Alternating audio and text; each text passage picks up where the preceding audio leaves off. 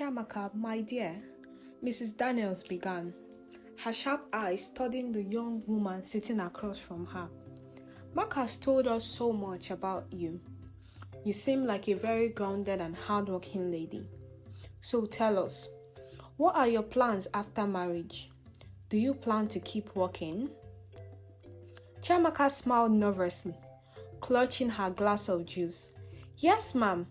I love my career, and I plan to keep working while balancing family life. Mr. Daniels nodded approvingly. That's good. A woman who can balance her ambitions and family is a rare find. You have chosen well, my son. Mark grinned and reached for Chiamaka's hand. Thank you, Dad.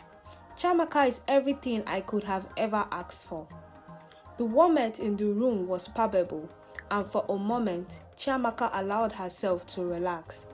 Maybe tonight would go so smoothly after all. But then the door opened, and the housemaid walked in carrying a tray of snacks. Chiamaka stiffened. The moment she saw her, the maid's face lit up in recognition. Chiamaka, is that you? She exclaimed, her voice filled with surprise. Wow, it's been ages. How is your daughter? Did you bring her along? The tray in the maid's hand shook unsteadily, but no one noticed. The room went dead silent. Mark's smile disappeared. His parents turned to Chiamaka, their expressions a mixture of shock and confusion. You have a daughter? Mrs. Daniels asked, her tone sharp and demanding. Chiamaka's throat felt dry. She opened her mouth to respond, but no words came out. She glanced at Mark, whose eyes were now filled with disbelief. Chiamaka, Mark said quietly, his voice trembling, is this true? You have a child? Tears welled up in Chiamaka's eyes as she realized there was no hiding it now. Taking a deep breath, she placed her glass on the table and clasped her trembling hands together. Yes, she said finally, her voice barely above a whisper. I have a daughter. Let me explain everything. Chiamaka began to speak, her voice steady but heavy with emotions. I was only 16 when I got pregnant. It wasn't planned, and it turned my life upside down. The father of the child disappeared as soon as he found out, and I was left alone. My mother, God bless her, supported me through everything. She insisted I kept the baby and promised to help me raise her so I could continue my education. She paused, her eyes darting nervously between Mark and his parents. After I gave birth, I made the hardest decision of my life. I left my daughter, Elena, in the village with my mother while I finished school, and later completed my NYSC. I have worked hard to provide for her and my family ever since. Mark's father frowned. So why didn't you tell Mark about this? Why keep it a secret? Chiamaka's voice broke. I have tried before, but every time I told a man about my daughter, he would leave. They didn't want the responsibility, and I was terrified of losing Mark too. I thought if I just waited for the right moment, I could explain everything. Mark stared at her, his face a mixture of hurt and confusion. Chiamaka, you should have trusted me. Did you think I wouldn't accept you for who you are? I didn't want to lose you, she said, tears streaming down her face. I was afraid. The room remained tense as everyone processed what had just happened. Mrs. Daniels was the first to break the silence. Well, she said coldly, this is certainly a surprise, Mark.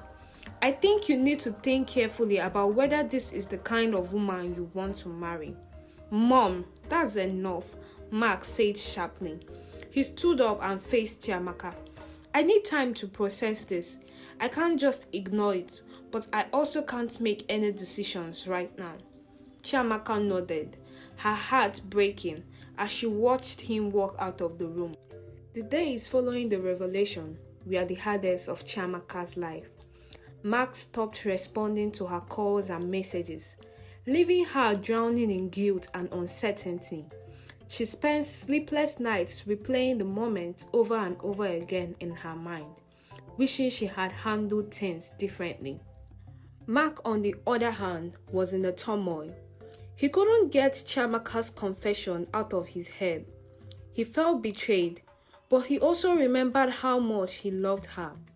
In search of clarity, he turned to his closest confidant, his sister, Vivian. "She lied to me, V," Mark said, pacing his sister's living room. "She kept something so big from me.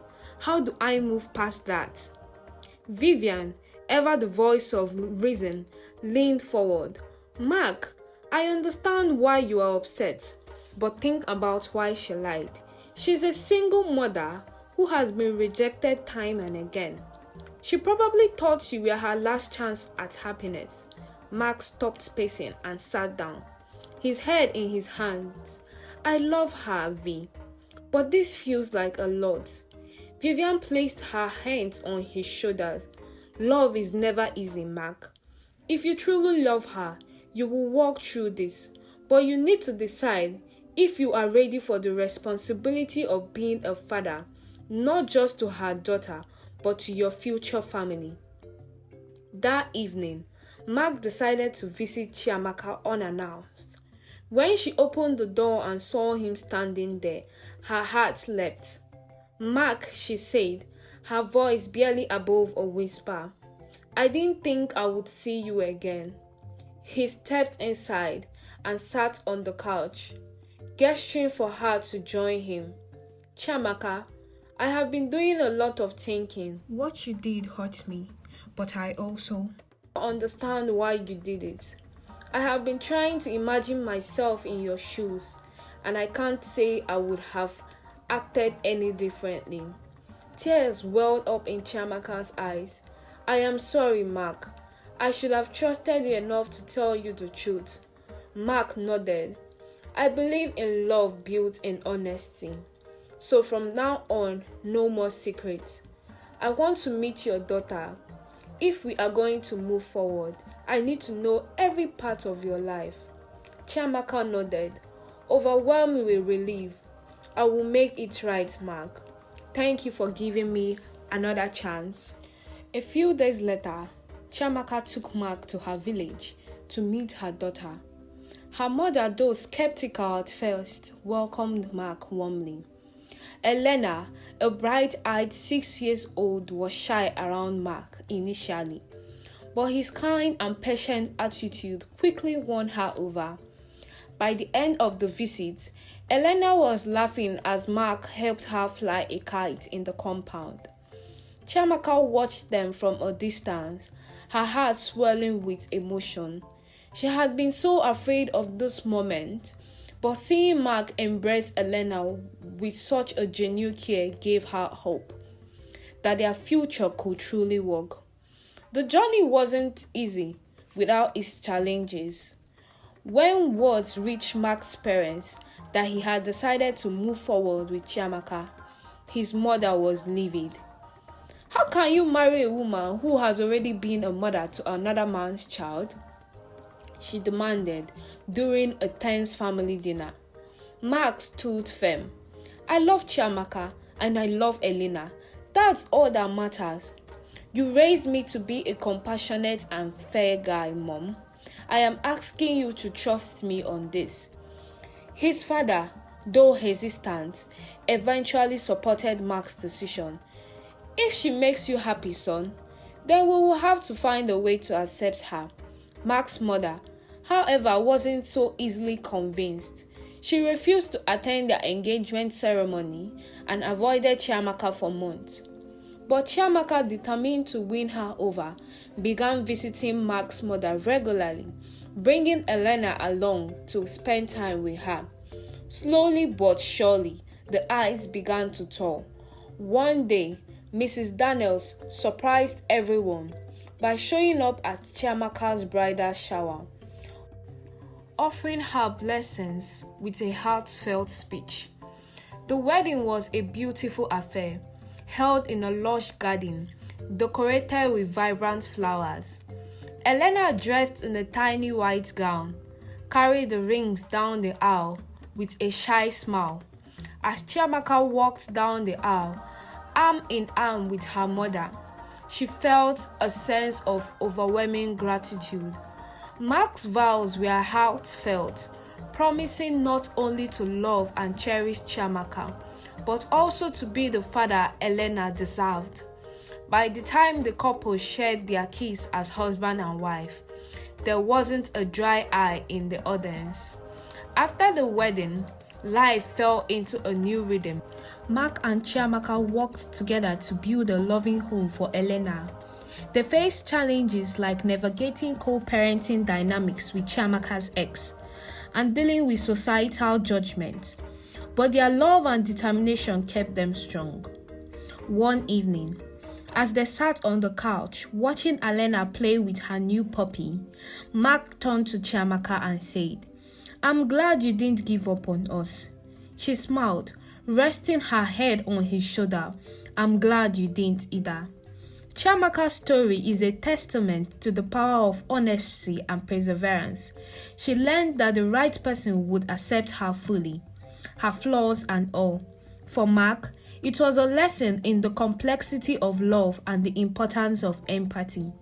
In the end, their love overcame all obstacles, proving that true happiness is not found in perfection, but in the willingness to embrace each other's imperfection. The moral of the story: the story teaches us that love is not all about perfection. It's about accepting each other's flaws and building a future together based on trust and mutual respect. Thank you for watching.